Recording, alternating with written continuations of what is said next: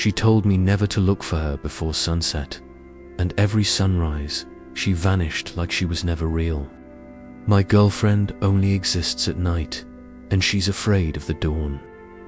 I met her in the kind of dusk that turns the world violether, kind that makes everything feel like it's on the verge of disappearing, including her. Her name was Evie, and I saw her first on the cliffs near Tintagel.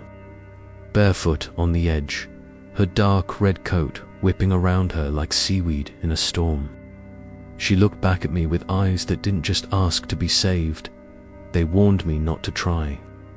I was in Cornwall on a break from London, staying in a crumbling old guest house run by a widow who believed in ghosts more than Google. I wasn't. Looking for love was trying to outrun a broken engagement and the sound of my own silence. But then Evie appeared, always after sunset, always alone. We spoke once at the local Pub the Hollow Mare. She ordered nothing, just sat.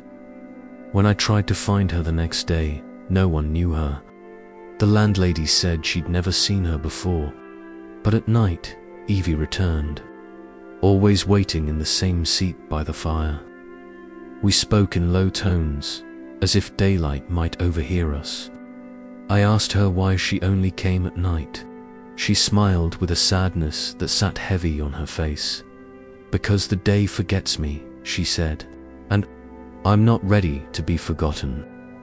I thought she was poetic, maybe dramatic, maybe broken, but the way she listened made me feel visible for the first time in years. She told me things no one else knew, about my father's funeral, my ex's last words, my insomnia I never told her those things. She just knew. Days passed, or rather nights. We walked the moors under moonlight, her hand always cold but firm in mine. I began to fall for her, but every morning she was gone. No texts, no scent on the pillow, no trace of her boots in the dew-covered grass. I started staying up, terrified that sleep would steal her from me. One night, I followed her out onto the cliffs. I asked, "Where do you go when the sun rises?" She stopped walking, her back to me. "Nowhere you can follow." Then she kissed me like it was the last time, and whispered, "Don't be here when the sky turns." But I stayed. I watched.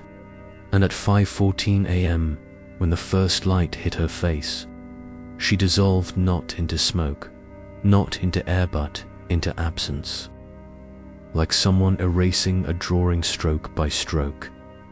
I screamed. No one heard. I searched the cliffs, the rocks, the fields. Nothing. I went to the police, showed them her photo. They said she didn't exist. I checked my phone, no messages, number, calls. Her number vanished. I went back to the pub. The landlady said I'd been drinking alone for weeks, talking to shadows. I nearly checked myself in somewhere, until I found her diary, hidden under the bed in my guest room, leather-bound, pages full of ink written only after dark. Her words told of a curse, a vow made during a storm in 1882, a betrayal, a drowning. She had loved a man who left her at dawn, and she swore she'd never let the morning take her again. She'd been haunting the coast since, trapped between memory and mist, only real when the stars were out. I didn't believe it until I found the grave. Evelyn Blackthorne, 1862 to 1882. May the night remember her. I broke. I stayed in Tintagel, gave up my job, my flat, my old life. I started walking the cliffs every night, just in case.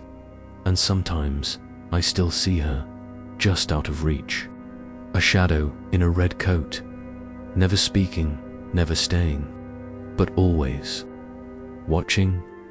And if you ever visit Cornwall and you walk the coast at night, and you feel like someone is just behind you, don't turn around too quickly. She's only real after sunset, and she's still afraid of the dawn.